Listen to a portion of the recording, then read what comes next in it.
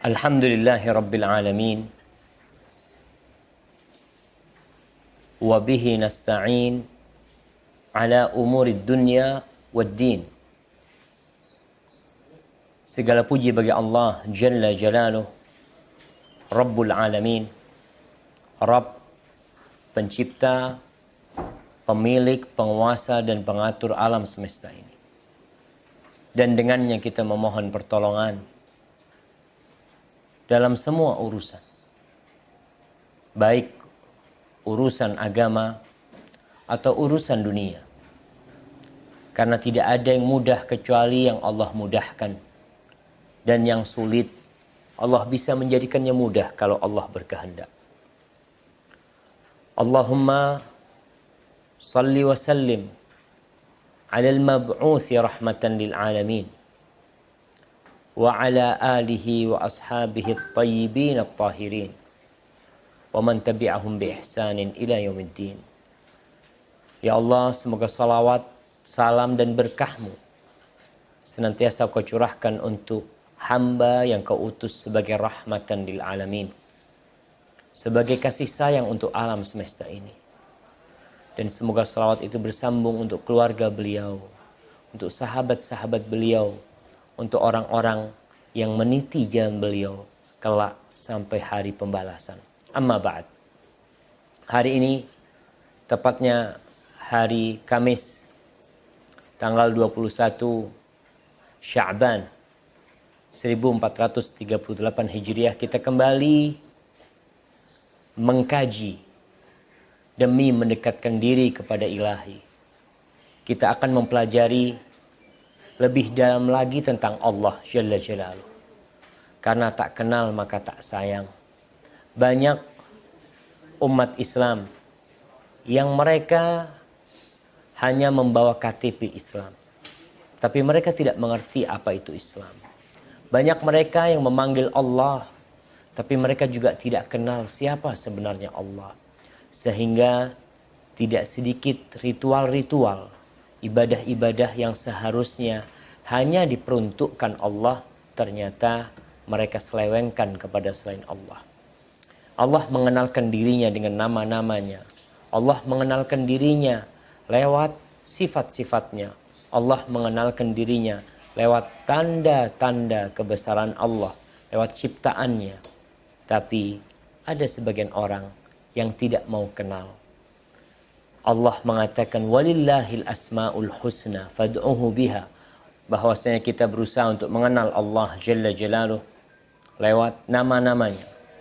Allah mengatakan walillahil asmaul husna fad'uhu biha. Allah memiliki nama-nama yang indah. Allah memiliki nama-nama yang baik, maka berdoalah dengan nama-nama itu. Kita sudah mempelajari beberapa nama Allah pada pertemuan yang sebelumnya. Dan pada kesempatan kali ini kita akan mengkaji tentang nama Allah As-Sami', Al-Basir dan Al-Alim. As-Sami' yang artinya Allah Maha mendengar. Al-Basir, Allah Maha melihat. Dan Al-Alim, Allah Maha mengetahui. Tiga nama ini sering Allah sebutkan Sami' bersama Basir, Sami' bersama Alim, menunjukkan bahwasanya ada hubungan yang kuat antara tiga nama ini. Berkaitan dengan nama As-Sami', Allah menyebutkan di dalam Al-Quranul Karim kurang lebih sebanyak 50 kali Allah menyebutkan nama Sami'. Contohnya yang di surat Al-Mujadilah ayat 1. Coba dibaca. A'udzu billahi minasyaitonir rajim. Qad sami'a Allahu qawlan allati tujadiluka fi zawjiha wa tastaki ila Allahi wallahu yasma'u tahawurukuma. Wallahu yasma'u tahawurakuma. Innallaha sami'un بصير. Sesungguhnya Allah telah mendengar perkataan yang memajukan gugatan kepada kamu tentang suaminya dan mengadukan halnya kepada Allah, dan Allah mendengar soal jawab antara kamu berdua. Sesungguhnya Allah Maha mendengar lagi Maha melihat. Subhanallah. Allah tutup ayat ini dengan namanya Sami' Basir. Tempat perempuan itu datang kepada Nabi SAW mengadukan gugatan terhadap suaminya. Dia mengadu kepada Allah dan Allah mendengar pembicaraan yang terjadi antara Nabi dengan dia. Aisyah radhiyallahu taala anha, ketika perempuan ini sedang curhat kepada Rasul sallallahu alaihi wasallam, Aisyah ada di situ. Dan kita tahu rumah Nabi tidak besar. Ya sekitar 5x5 rumah Rasulullah sallallahu alaihi wasallam. Dalam posisi yang tidak jauh, Aisyah itu kadangkala dengar suaranya perempuan itu. Dan banyak yang dia tidak dengar. Tapi subhanallah, ternyata Allah mendengar semua itu dengan jelas. Inna wallahu yasma'u tahawur. Pendengaran Allah Jalla Jalaluh berbeda dengan pendengaran manusia. Allah menjadikan manusia mendengar dan melihat. Coba dibuka di surat Al-Insan. Di surat Al-Insan Allah menyebutkan bahwasanya Dia menciptakan manusia faja'alnahu sami'an basira. Bismillahirrahmanirrahim. Hal ada 'alal insani min ad-dahri lam yakun syai'an madhkura. Inna khalaqnal insana min nutfatin amsyaj nabtalihi faja'alnahu sami'an basira. Barakallahu fiik. Pernah datang kepada waktu dari masa yang ketika itu belum merupakan sesuatu yang dapat sungguh kami telah menciptakan manusia dari sepasang kembali yang bercampur yang kami hendak mengujinya dan perintah dan larangan. Karena itu kami jadikan dia mendengar dan melihat. Barakallahu fiik. Allah sebutkan bahwasanya Allah menjadikan manusia sami'an basira. Manusia mendengar dan manusia melihat. Dan Allah menyebutkan tentang dirinya kalau Dia Maha mendengar dan Maha melihat. Innallaha sami'un basir. Tapi tentunya tidak sama pendengaran Allah dengan pendengaran hambanya. Tidak sama penglihatan Allah dengan penglihatan hambanya. Suatu bukti kita tuh kadangkala ketika jauh dari suara kita tidak akan mendengar. Tapi Allah mendengar yang jauh sama dengan yang dekat. Allah mendengarkan semua suara. Allah mendengarkan semua permintaan hambanya. Dan kita tahu orang semua memiliki permintaan dan permohonan yang macam-macam. Dan semua permohonan itu Allah mendengar. Apa saja yang dipinta oleh manusia. Kita tahu entah ada berapa suara di muka bumi ini dalam 1 detik. Ada berbagai macam permintaan manusia. Dalam satu waktu ini kita lihat. Apalagi kalau di satu tempat. Seperti ketika di Masjidil Haram. Ketika di Padang Arafah. Berapa orang tuh yang angkat tangan. Memohon kepada Allah. Mereka meminta. Dan Allah mendengar semua itu. Dan pendengaran Allah ini terbagi menjadi 2. Para ulama menjelaskan bahwasanya pendengaran Allah itu terbagi menjadi 2. Yang pertama perlu diingat bahwasanya laisa kamitslihi syai' wa huwas samiul basir. Allah menyebutkan bahwasanya tiada sesuatu pun yang serupa dengan Dia. Jadi sifat-sifat yang ditetapkan untuk Allah Subhanahu wa taala itu kita menetapkannya karena Allah menetapkan untuk dirinya. Kita nggak boleh membuat sebuah sifat tertentu buat Allah. Sebagaimana kita tidak boleh menafikan sebuah sifat atau sebuah nama yang Allah menetapkannya. Allah Maha mendengar. Iya, Allah mendengar. Manusia mendengar. Tentunya berbeda. Pendengaran Allah dan pendengaran hambanya. Wa huwas sami'ul basir. Dan Allah itu maha mendengar dan maha melihat. Kembali tadi yang kita sampaikan bahwasanya pendengaran Allah Subhanahu wa taala terhadap hambanya terbagi menjadi dua. Yang pertama, Allah Jalla Jalaluh mendengar permintaan hambanya. Yang pertama mendengar suara, yang kedua mendengarkan permintaan hambanya. Kita lihat Allah menyebutkan umpamanya kisah Nabi Zakaria yang Nabi Zakaria berdoa di surat Ibrahim ayat 39 ya. Dia mengatakan inna rabbi la sami'ud du'a ya. Sesungguhnya Rabbku itu maha mendengar doa. Allah mengabulkan doa. Jadi mendengar itu ada mendengar yang maknanya mendengar suara, ada mendengar yang merespon dari suara yang disampaikan. Ini yang kedua. Dan Allah mendengar suara dan merespon apa yang Allah dengar dari permintaan hambanya. Ada orang yang mendengar tapi tidak merespon, nggak paham dia dengan apa yang dipinta. Umpamanya ada orang nih pakai jaket ya, dia pakai jaket, lalu anak ngomong sama dia, Mas ada kalajengking di pundakmu. Gitu. Orang ini cuma diam ketawa, oh iya makasih gitu dia. Berarti dia nggak paham dengan apa yang diomongkan. Ketika dia paham, maka dia akan membuka jaketnya. Dia akan mencari itu kalajengking, mungkin dia juga akan membunuh. Ada respon dari dirinya karena dia mendengar. Dan Allah Subhanahu wa taala merespon permintaan-permintaan hambanya.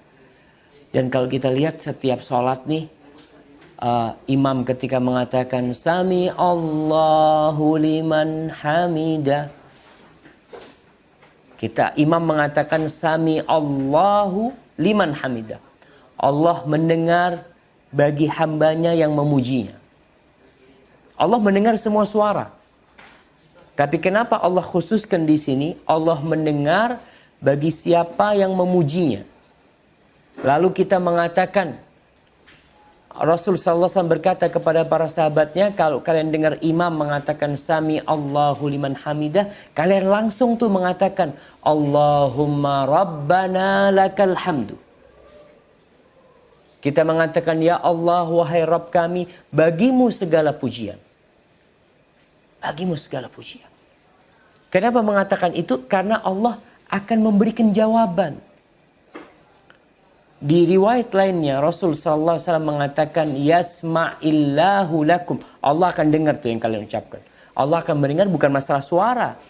Tapi Allah akan mendengar apa yang kalian pinta.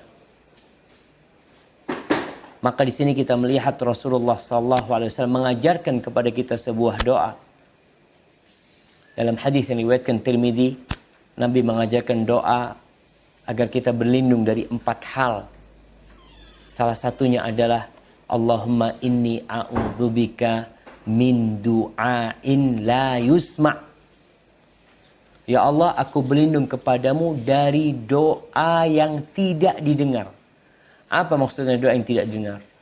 Allah mendengar doa, suara orang yang meminta, itu Allah dengar. Tapi kadangkala Allah tidak memberikan apa yang dipinta. Maka dikatakan Allah tidak mendengar doamu. Kenapa? Ya karena engkau makan haram ya. Karena syarat-syarat doa tidak kau penuhi. Karena kau berdoa meminta agar diputuskan silaturahim, maka Allah tidak dengar. Maka ini pun dikatakan la yusma. Artinya tidak didengar. Allah mendengar suara, Allah mengabulkan doa-doa orang yang memohon kepada Allah Subhanahu wa taala. Jadi para jamaah, kita beriman dengan nama Allah yang agung ini. Bahwasanya Allah mendengar. Di sini seorang hamba akan berhati-hati mengeluarkan sesuatu dari lisannya. Ghibah yang terjadi. Ghibah yang terjadi.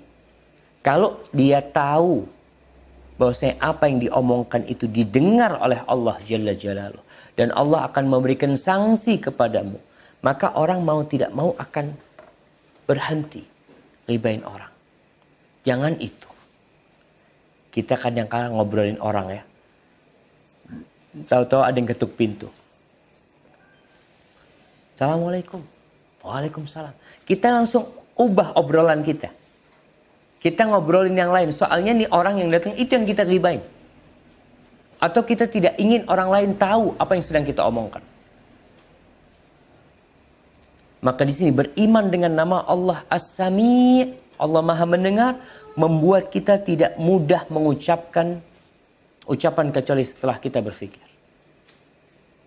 Maka ingat dalam sebuah hadis Rasulullah sallallahu alaihi wasallam bersabda, "Innar rajula la yatakallamu bi kalimatin la yulqi laha balan yahwi biha fi nari jahannam sab'ina kharifan." Ada orang tuh yang berucap, yang ngomong dengan ucapan yang dia sepelekan, dia remehkan dampak dari apa yang dia ucapkan. Ternyata dengan ucapan itu dia masuk ke neraka jahanam selama 70 tahun. Karena Allah dengar yang kau ucapkan. Sehingga orang yang berzikir, ya, orang yang berdoa.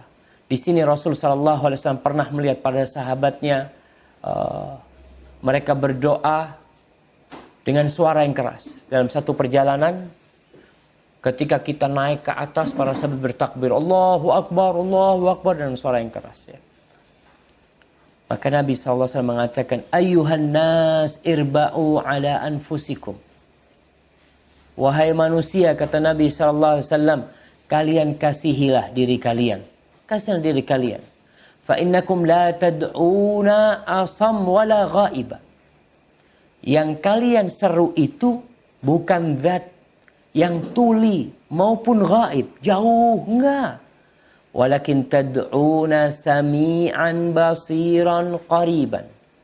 Kalian itu berdoa kepada zat yang maha mendengar, yang maha melihat, dan dia itu dekat.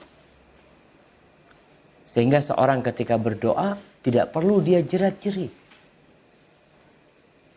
Tidak perlu. Karena subhanallah, kalau kita bicara mic, kadangkala ketika mic-nya itu nggak enak, kayak tadilah. Tadi anak ceramah dikatakan putus-putus, nggak kedengar, karena koneksinya mungkin kurang bagus ya, karena mic-nya mungkin yang kurang bagus, sehingga yang di sana tidak bisa mendengar. Dan itulah pendengaran manusia, terbatas. Ketika ada sesuatu yang menghalangi, dia tidak bisa dengar.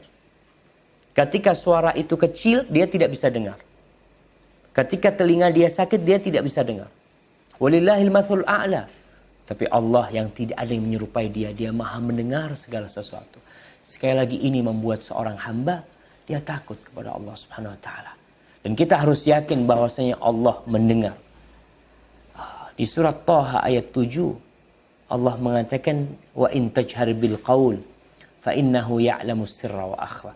Kalau engkau ngomong, berbicara dengan ucapan yang keras, maka ketahuilah bahwasanya dia tuh mengetahui yang tersembunyi dan yang disembunyikan.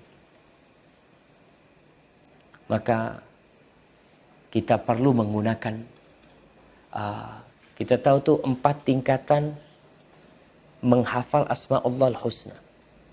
Yang pertama, coba sebutkan tuh 4 tingkatan kita menghafal Asma'ul Husna. Yang bisa menghafal 99 nama akan masuk surga. Fadhali. Mana yang masih ingat? Yang pertama, menghitung dan menghafalnya. Ya. Yang kedua, menghafal dan memahami artinya. Memahami yang artinya. Ketiga, kita berdoa dengan nama-nama tersebut. Yang keempat, kita beribadah dengan nama-nama tersebut. Contoh beribadah dengan nama As-Sami apa?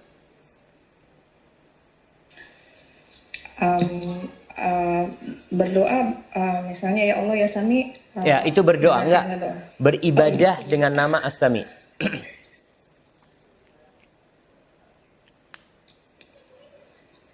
Bahwa setiap apa yang kita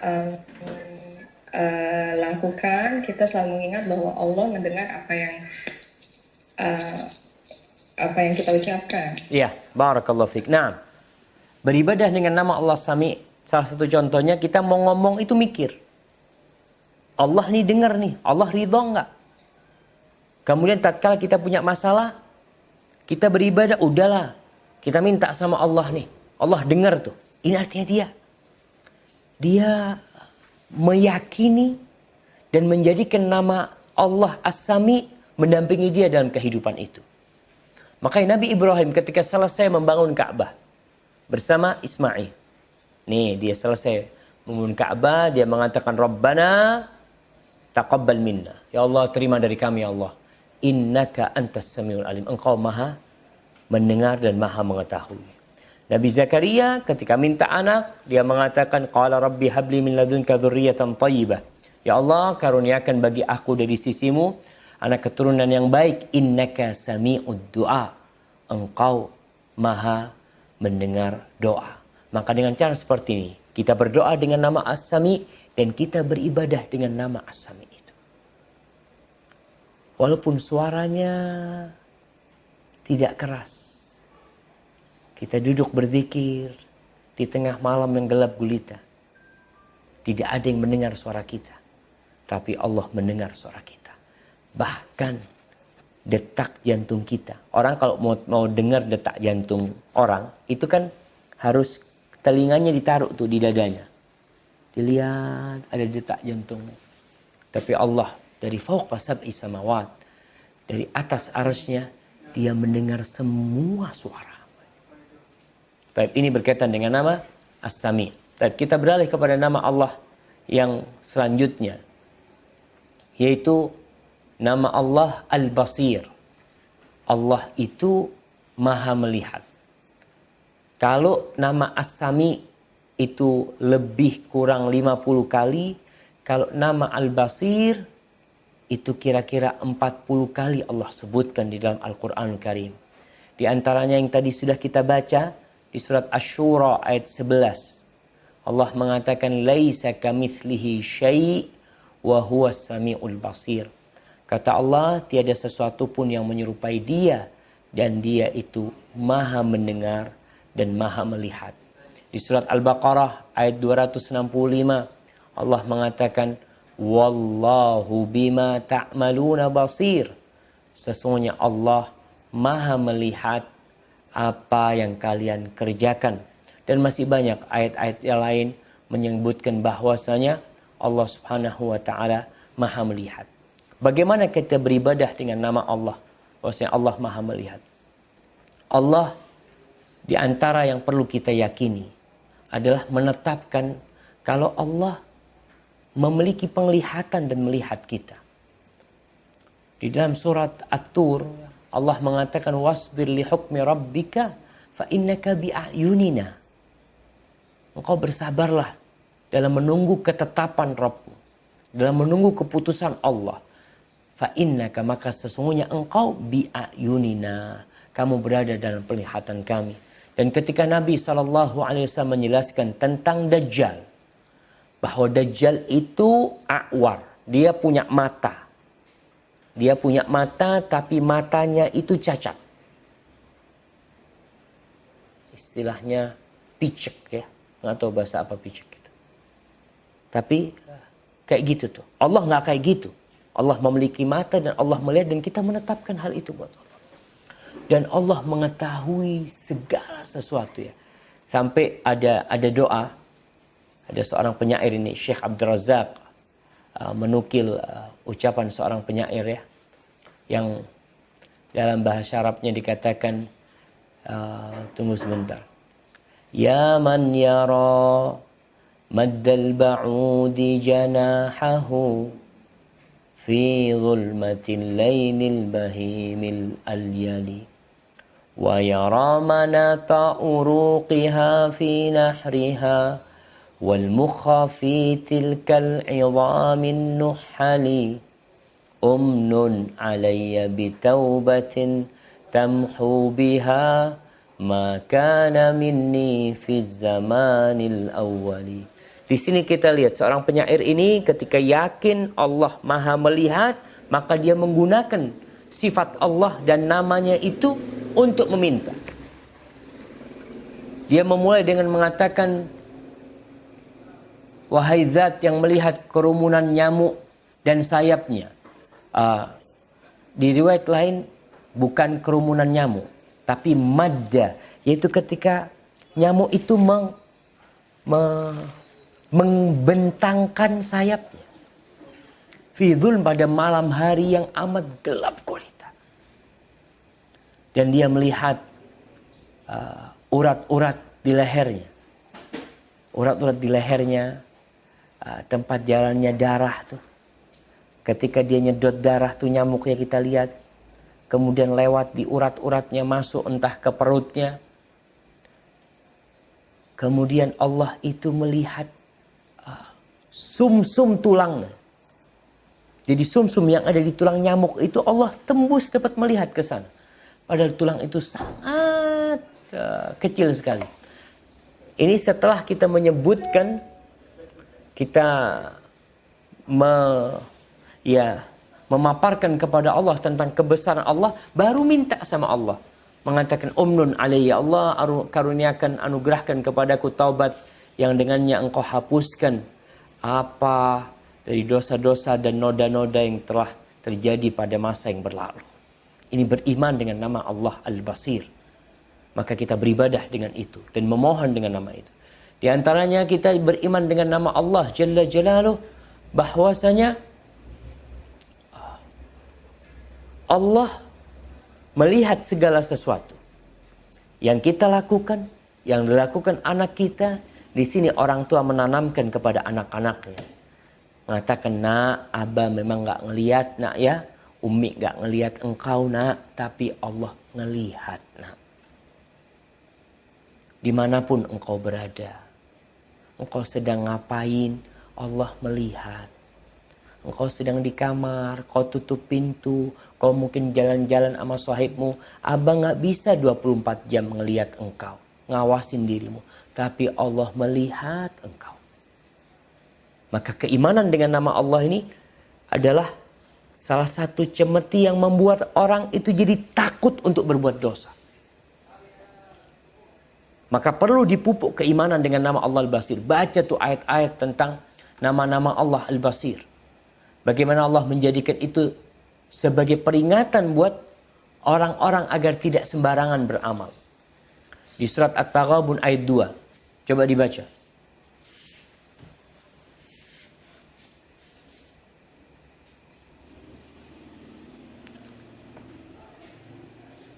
Nah,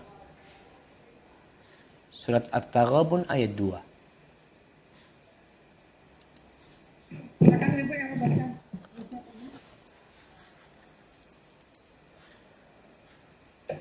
A'udzu billahi minasy syaithanir rajim. Bismillahirrahmanirrahim. Huwallazi khalaqakum faminkum kafirun wa minkum mu'min. Wallahu bima ta'maluna basir. Dialah yang menciptakan kamu, maka di antara kamu ada yang kafir dan di antaramu ada yang mukmin. Dan Allah Maha melihat apa yang kamu kerjakan. Nah, yang mau kafir fadhal, yang mau mukmin fadhal. Dan Allah tahu tuh dengan apa yang dilakukan oleh hamba-hambanya. Kemudian Allah di surat Al-Fussilat ya, ketika Allah menceritakan orang-orang yang banyak melakukan perbuatan-perbuatan nista, yang mereka berpikir Allah tidak melihat mereka, Allah mengatakan kepada mereka di surat Fussilat ayat 40, "I'malu ma syi'tum." Kalian mau beramalah terserah kalian. Kalian mau ngapain terserah kalian. Innahu bima ta'maluna basir. Kalian tahu Allah itu maha melihat dengan apa yang kalian lakukan. Artinya Allah mengancam mereka dengan nama Al-Basir ini karena orang mau tidak mau ketika tahu dia sedang diawasin, sedang dilihat, ada mata yang memandang dia, dia insya Allah akan berhenti melakukan sesuatu yang nista. Contohnya nih, CCTV yang ada. Berapa banyak orang setelah adanya CCTV, maling itu nggak jadi nyuri. Tapi ketika dia belum tahu ya, ada CCTV, maka kita lihat banyak terekam oleh CCTV orang-orang yang mencuri. Mencuri motor terekam oleh CCTV. Lalu dia ketangkep, Dibawa di sidang. Dia mengatakan, enggak, aku enggak mencuri. Kau mencuri? Enggak mencuri aku. Mana buktinya kalau aku mencuri? Lalu dia disetelkan di sebuah layar video nih. Ada seorang yang datang. Tolah-toleh kiri kanan. Terus dia pakai kunci T, dia masukin. Dia masih tolah-toleh kiri kanan. Dia nggak tahu kalau di atas tuh ada yang ngawasin dia. Coba, akhirnya dia mengatakan, iya itu aku. Dia tidak bisa mengingkari. Dalam hatinya dia mengatakan, ya Allah ternyata ada CCTV ya. Ya udah mau gimana lagi, udah takdirnya katanya. Ketangkap umpamanya dia mengatakan. Tapi ketika dia mau taruh tuh kunci T, kemudian dia noleh ke CCTV, nggak jadi dia tuh. Kenapa?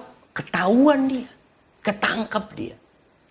Maka beriman dengan nama Allah Al-Basir itu membuat orang jadi, kalau sami itu masalah ucapan, kalau basir ini berkaitan dengan perbuatan dan tindakan. Maka perlu ditanamkan tuh beriman dengan Al-Basir ya. Syekh Abdul Razak menceritakan tentang orang tuh yang diajak berzina oleh seorang lelaki di balik kampungnya di malam hari ketika langit berhias bintang-bintang yang indah. Kata lelakinya ini, ayo nih kita mulai nih, kata dia. Nggak ada yang ngelihat kita kecuali bintang-bintang. Tidak ada yang melihat kita kecuali bintang-bintang. Apa kata orang ini? Fa'aina mukaukibuha. Kata wanita ini mengatakan, mana yang menciptakan bintang-bintang itu? Kalau kau katakan tidak ada yang melihat kecuali bintang-bintang, mana yang menciptakan bintang-bintang itu? Maka para jamaah, beribadah dengan nama Allah Al-Basir, selain kita hidup menjadi tenang, kalau ada orang yang mencuri, ada orang yang melakukan tindakan kriminal terhadap kita, jadi berkaitan dengan nama Al-Basir ya, di mana seorang ketika menanamkan kepada dirinya bahwa segala yang dia lakukan dilihat oleh Allah Subhanahu wa taala, membuat kita jadi tenang. Kalau ada yang menyakiti, kalau ada orang yang tidak ketemu nih, modelnya kejadian apa di Jakarta, tahu-tahu ada jenazah, ada bangkai yang dibuang, ada wanita dibuang di sungai tanpa kepala, na'udzubillah ya. Mungkin orang itu merasa nggak akan ketahuan. Kita beriman, Allah basir. Allah melihat tuh, tinggal tunggu waktu. Allah melihat dan tinggal tunggu waktu. Taib, selesai nih nama yang ketiga Al-Basir, dan nama yang kedua, nama yang ketiga adalah Al-Alim yang akan kita kaji pada kesempatan kali ini.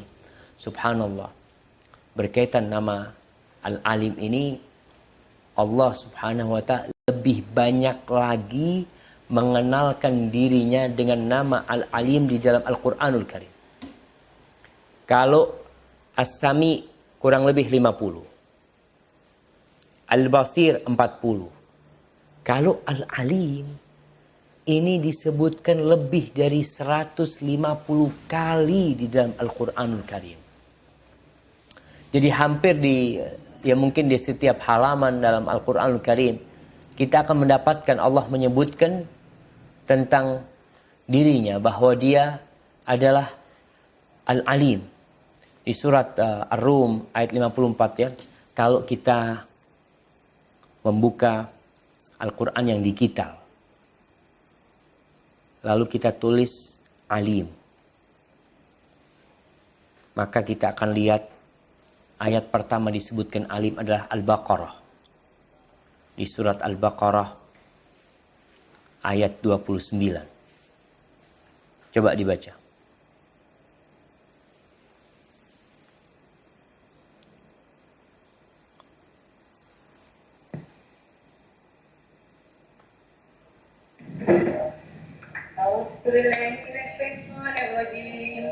Bismillahirrahmanirrahim.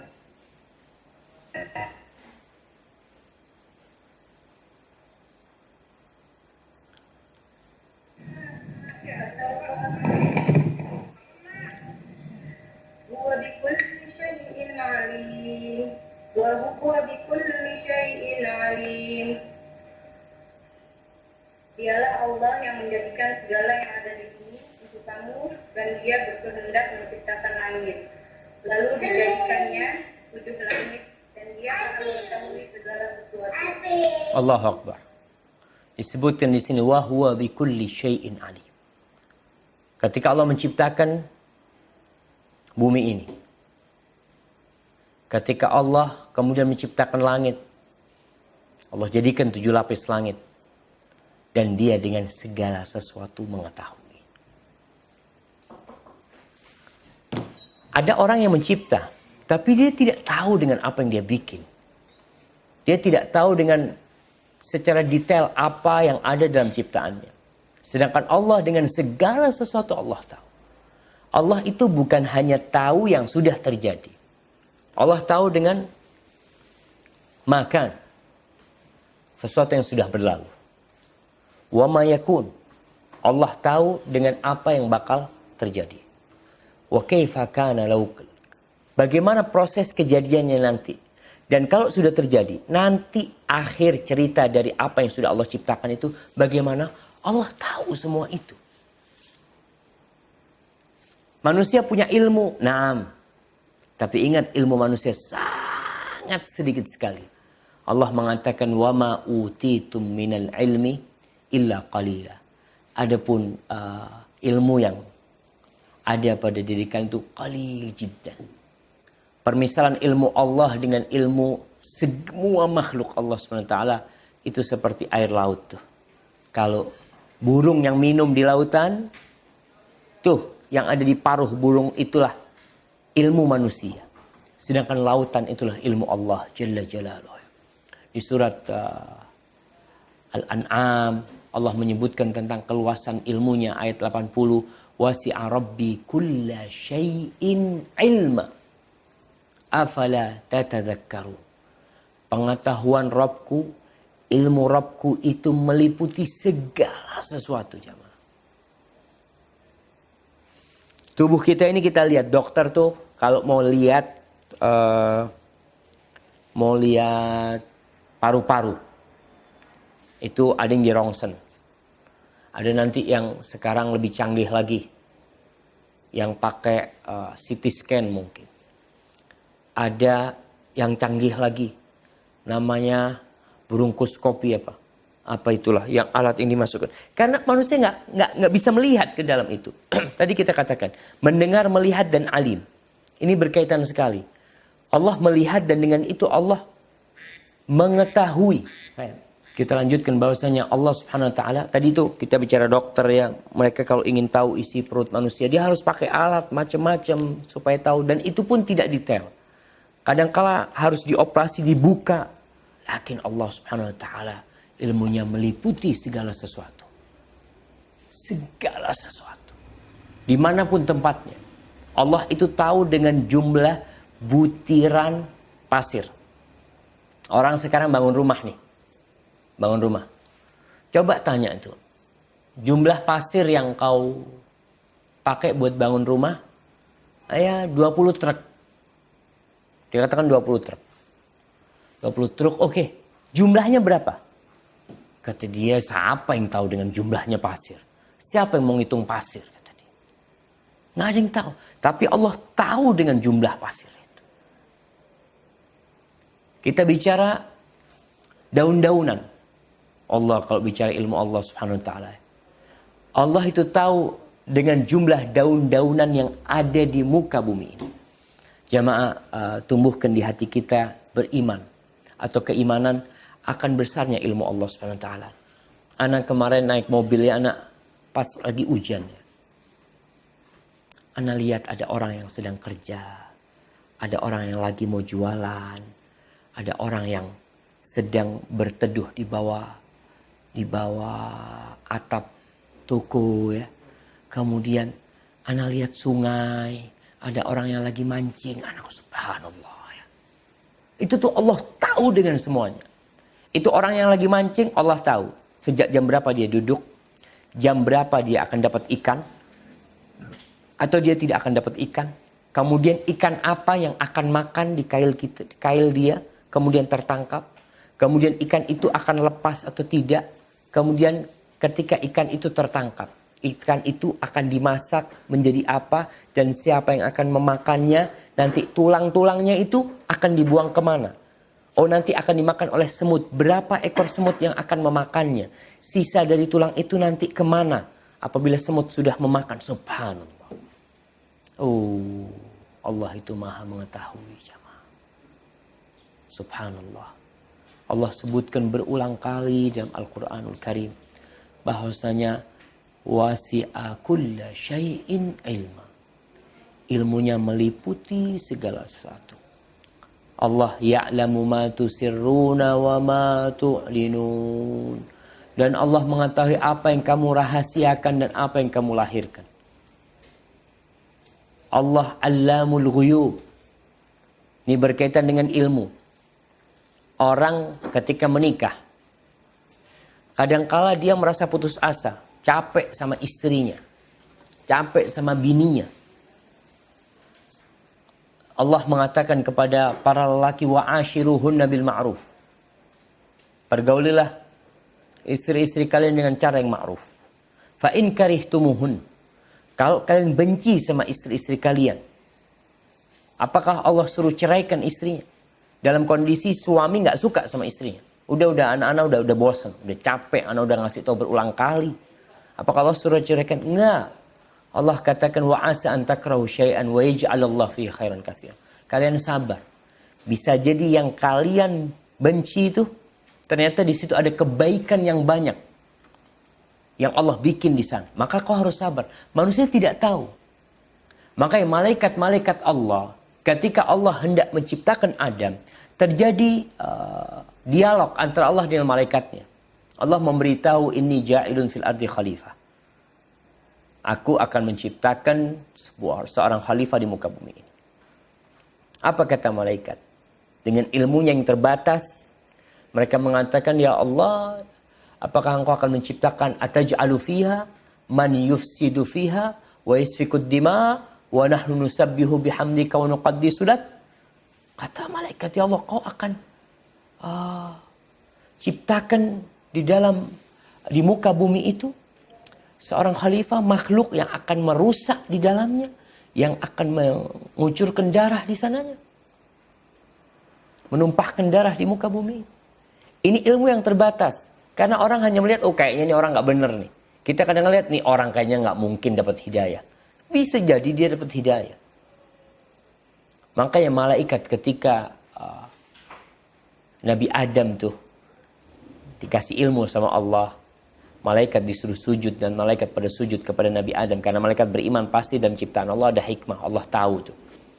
Ketika Nabi Adam dikasih tahu nama-nama benda, lalu malaikat ditanya, ambi'uni bi asma'i haula in kuntum shadiqin. Kasih tahu aku nama-nama benda-benda itu. Allah ingin menunjukkan bahwasanya ilmu malaikat ini terbatas. Lalu malaikat nggak ada yang bisa tahu. La ilma lana illa ma 'allamtana. Ya Allah, kami itu nggak punya ilmu kecuali yang kau ajarkan kepada kami. Artinya kami nggak tahu. Ketika Adam tahu, di sini malaikat mengatakan, ya Allah itu Allamul Ghuyub. Allah itu maha tahu dengan yang gaib.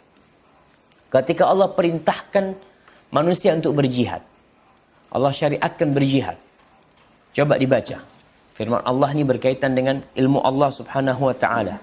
Di surah Al-Baqarah.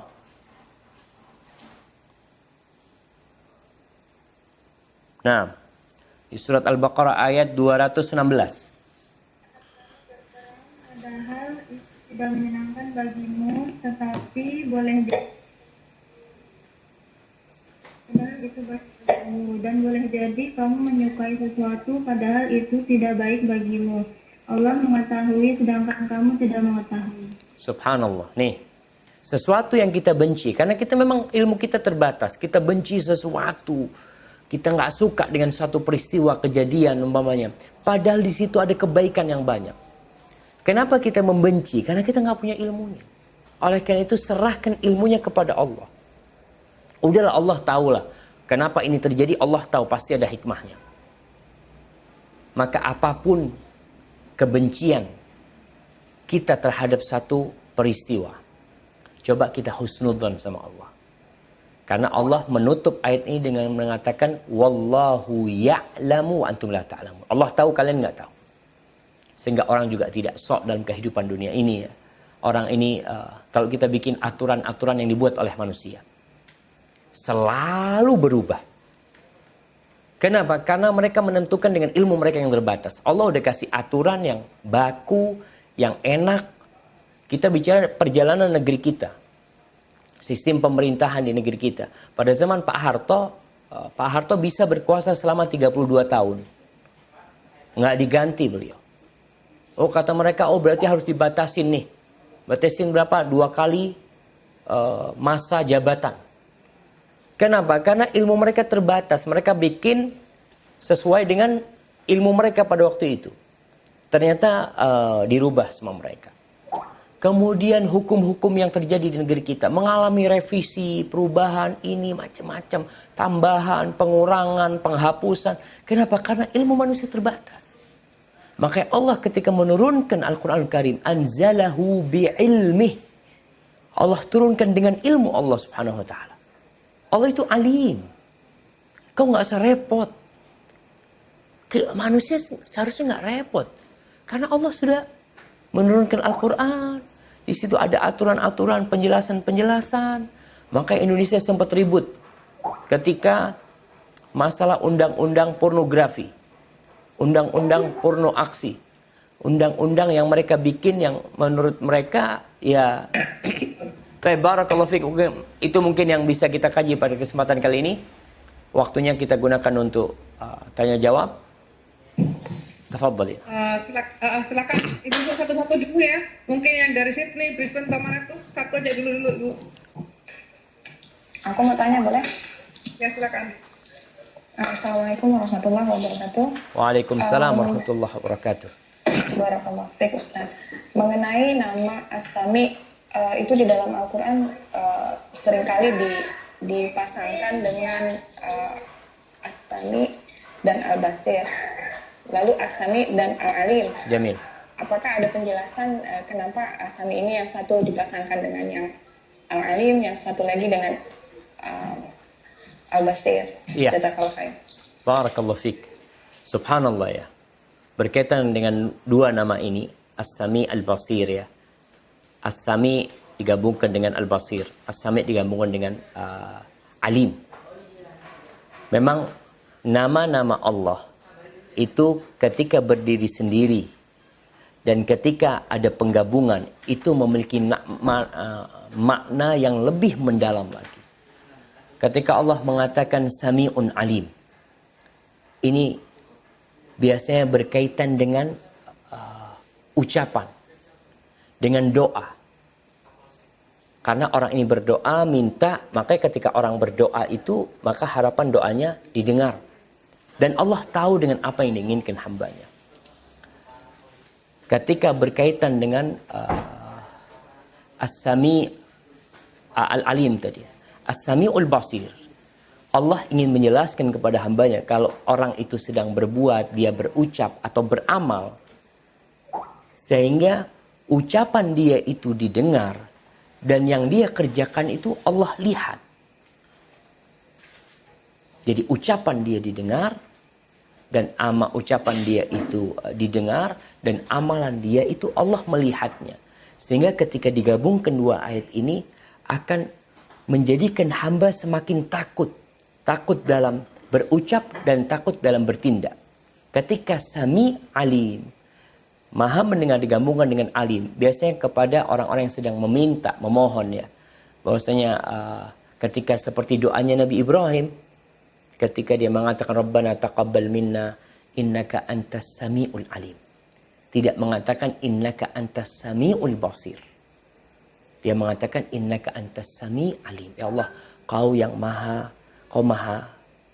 Maha mendengar dan Kau maha tahu kita ini ikhlas apa enggak dalam amalan ini. Kalau ada kekurangan dalam amalan ini, Kau tahu dengan semua kondisi kita. Kau tahu dengan kelemahan kita ya Allah. Maka kita memohon. Kiranya seperti itu. Hadza wallahu a'lam bissawab. Nah. Silakan yang Brisbane tuh.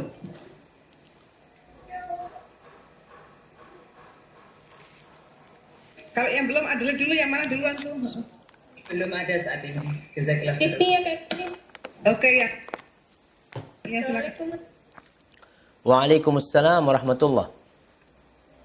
Ustaz, belakangan ini beredar broadcast tentang Yajuj Majuj apa itu. Bisa tolong dijelasin Ustaz siapa itu sebenarnya? Oh. Nah, Boleh. siapa Ya'juj wa Ma'juj? Iya, berkaitan dengan Ya'juj wa Ma'juj. Allah menyebutkan ceritanya di dalam Al-Quranul Karim. Jadi dibaca nanti di akhir surah Al-Kahfi. Ketika Allah menceritakan tentang Dzulqarnain. Dzulqarnain itu sampai ke satu tempat bertemu dengan orang-orang di sana. Masyarakat negeri itu mengadu kepada Dzulqarnain bahwasanya ada Ya'juj wa Ma'juj, ada sekelompok manusia yang kerjanya merusak di muka bumi. Jumlah mereka banyak. Mereka merusak semua, dia makan sama mereka, semua diambil sama mereka. Lalu terjadi negosiasi antara Dzulqarnain sama orang-orang di kampung sana yang dekat dengan Ya'juj wa Ma'juj. Di daerah timur ya disebutkan ya. Tunggu ana biar tidak salah. Allah sebutkan di surat Al-Kahfi. Naam.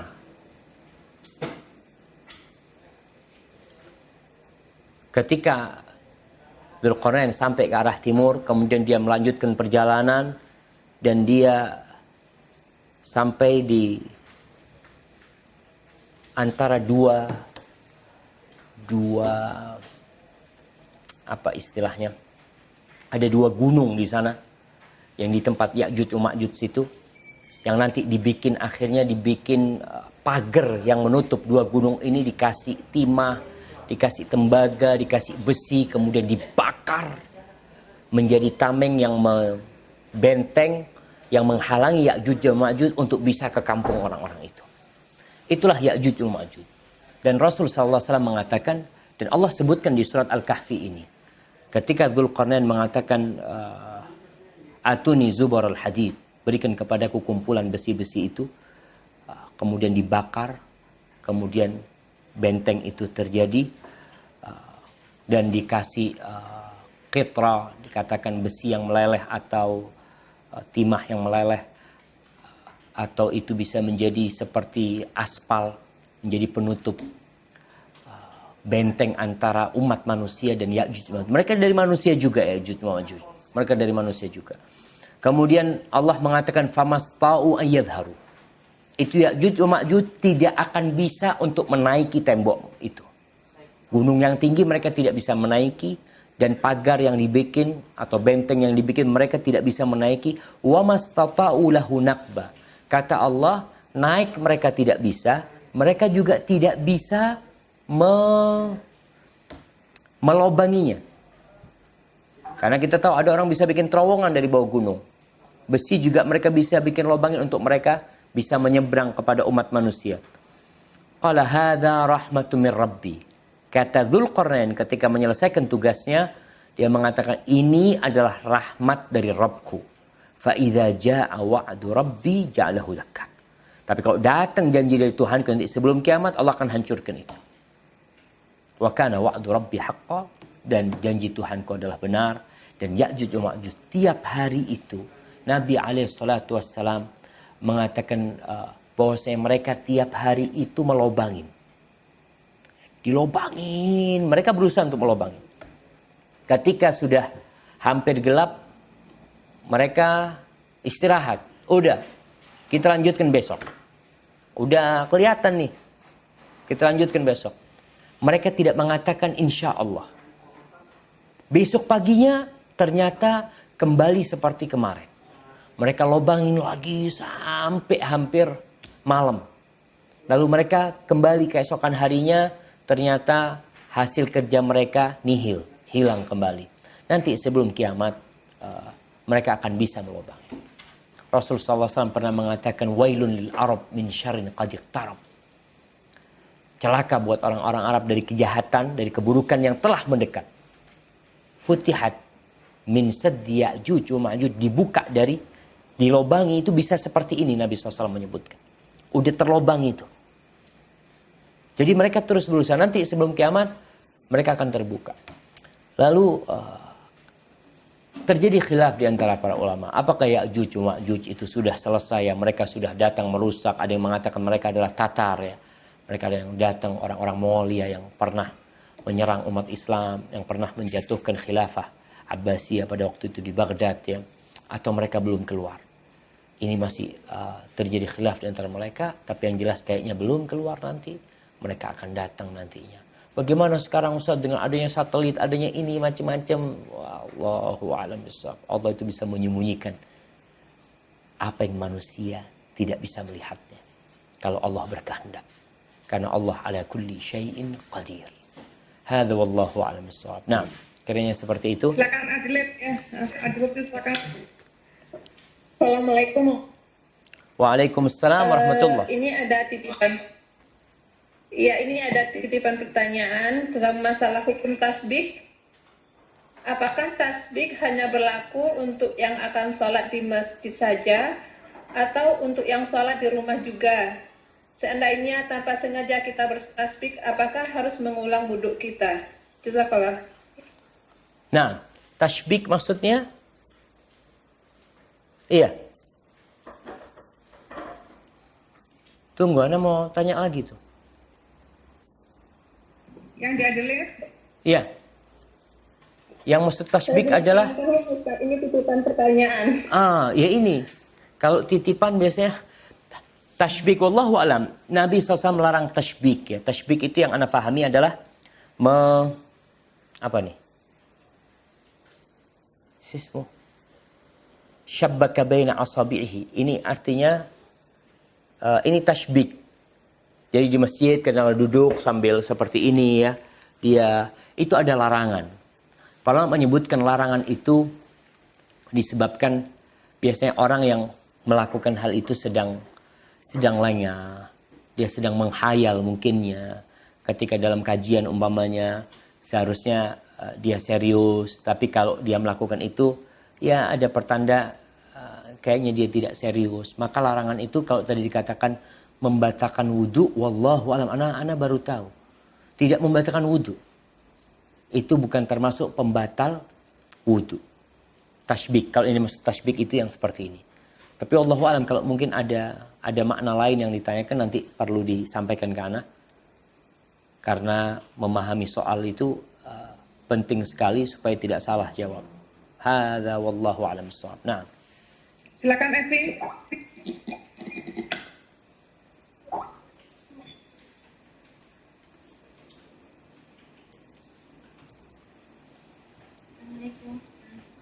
Waalaikumsalam warahmatullahi wabarakatuh.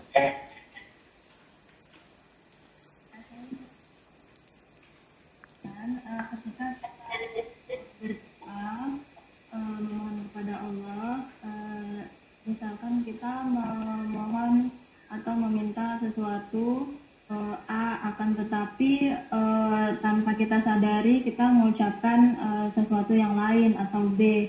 Apakah Allah mendengarkan dan mengabulkan apa yang kita ucapkan atau mengabulkan apa yang kita maksudkan? Mungkin itu Ustaz. Jazakallahu khairan. Iya. Barakallahu fika. Ini berkaitan dengan seorang yang berdoa. Dalam doanya dia meminta A, tapi yang terucap di lisannya adalah B. Mana yang dikabulkan oleh Allah Subhanahu wa taala?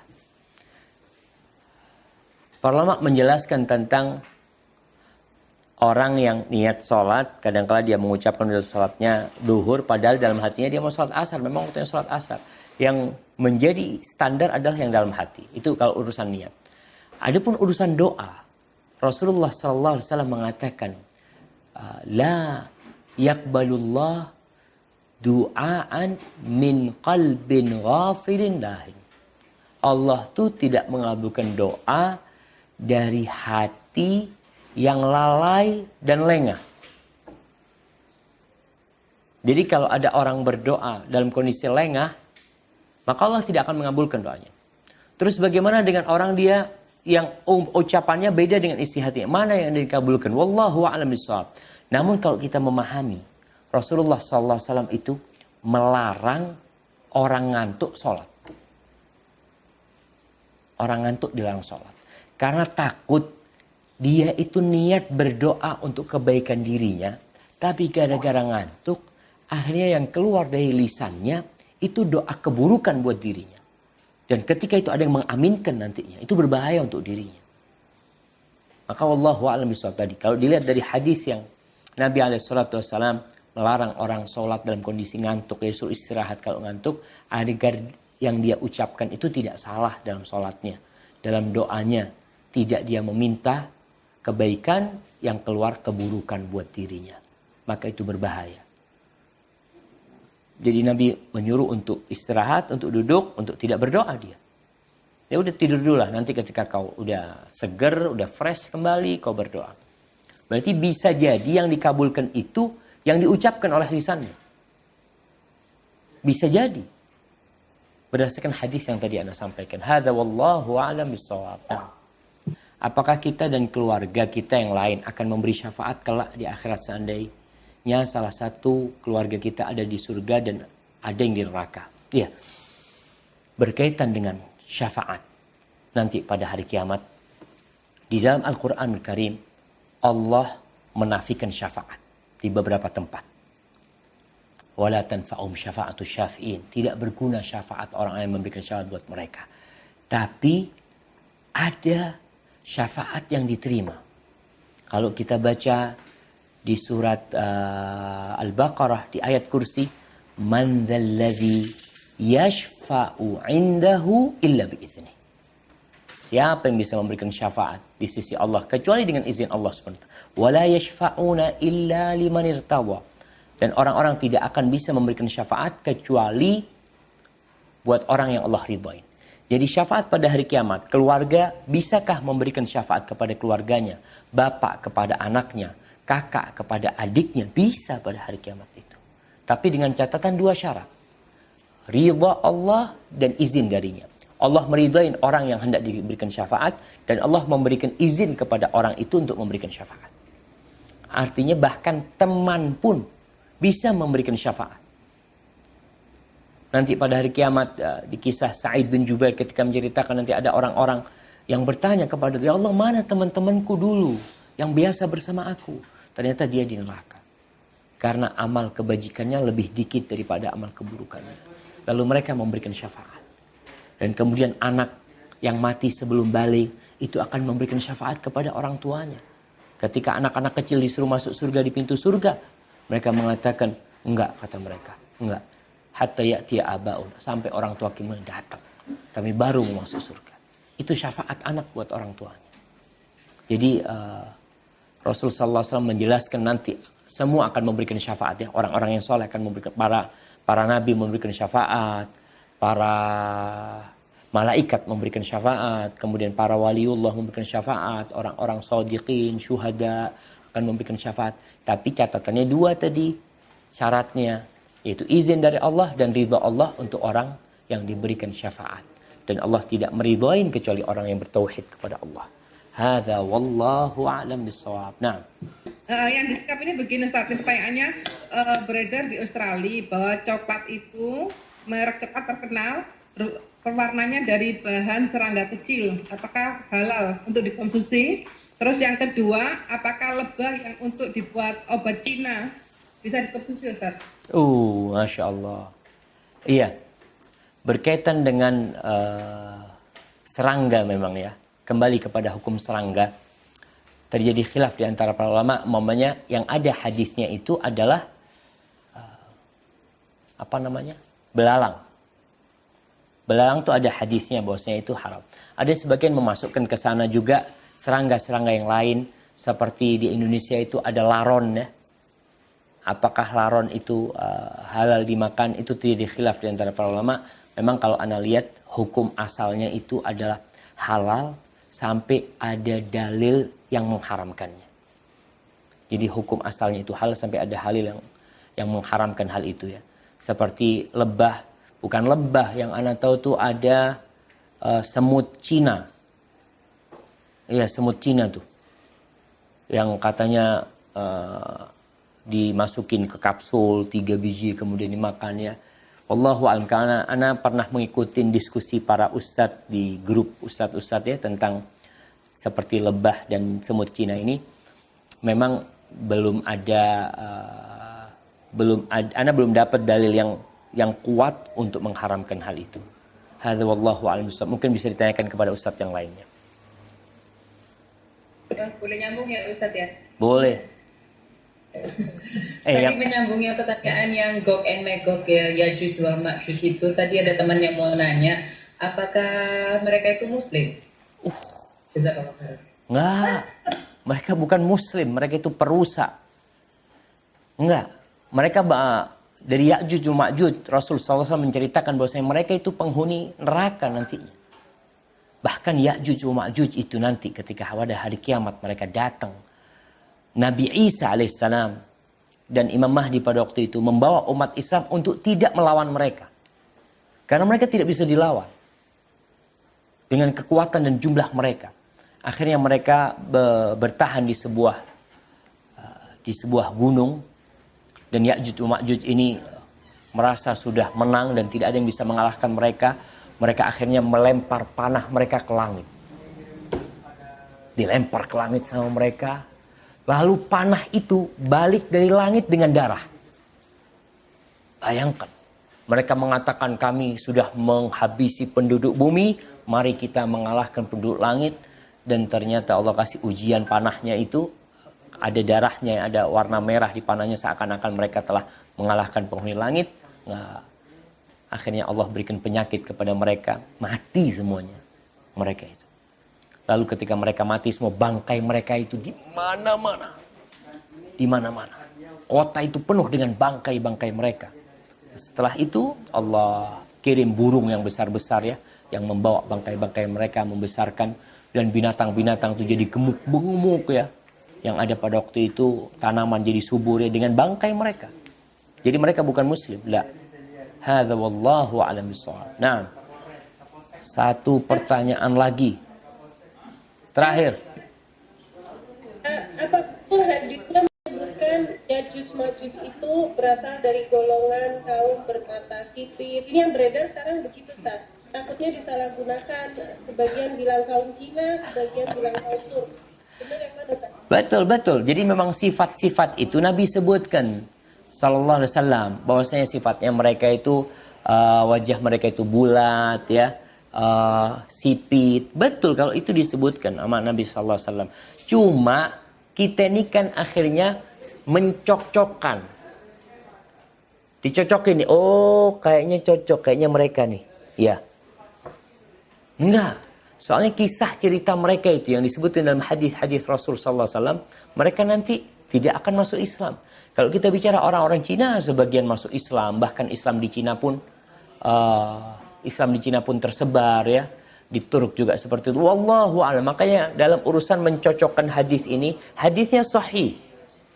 Tapi kalau menurunkan hadis ini kepada, oh kayaknya fulan nih. Ketemu fulan, dilihat kayaknya sesuai dengan kriteria.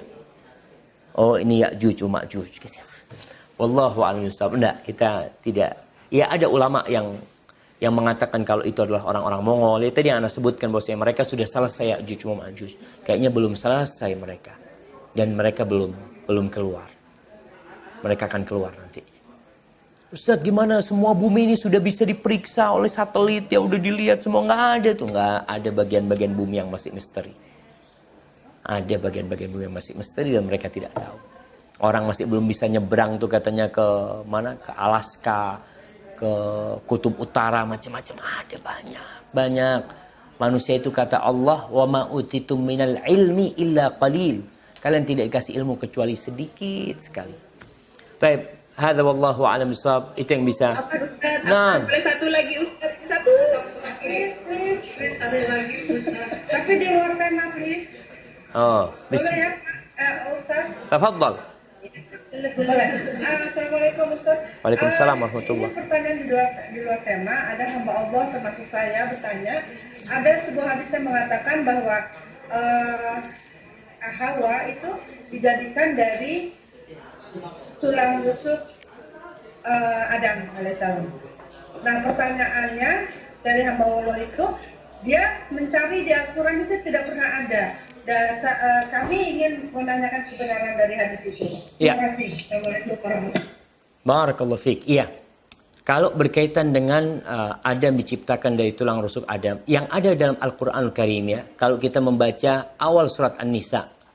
Awal surat An-Nisa, Allah mengatakan, Ya ayyuhan nasu taqu rabbakumul ladzi khalaqakum min nafsin wahidah wa khalaqa minha zawjaha. Di sini para ulama menjelaskan bahwasanya Allah mengatakan, wahai umat manusia, bertakwalah kalian kepada Rabb kalian yang telah menciptakan kalian dari satu jiwa. Siapa satu jiwa ini? Adam alaihissalam. Wa khalaqa minha zawjaha. Dan Allah ciptakan dari satu jiwa ini pasangannya. Siapa? Hawa. Maka dikatakan Adam itu diciptakan dari tanah dan Hawa diciptakan dari Adam. Itu jelas ayatnya. Minha zawjaha. Adapun penjelasannya itu dalam hadis ketika Rasul sallallahu alaihi wasallam mengatakan khuliqatil mar'a min dhila. Perempuan itu diciptakan dari tulang rusuk. Itu hadis Nabi dan sahih hadis itu. Jadi kalau yang ada dalam Al-Qur'an Karim itu adalah Hawa diciptakan dari Adam. Bukan dari tanah, tapi dari Adam. Adam dari tanah, Hawa dari Adam, dan anak manusia diciptakan dari Adam dan Hawa.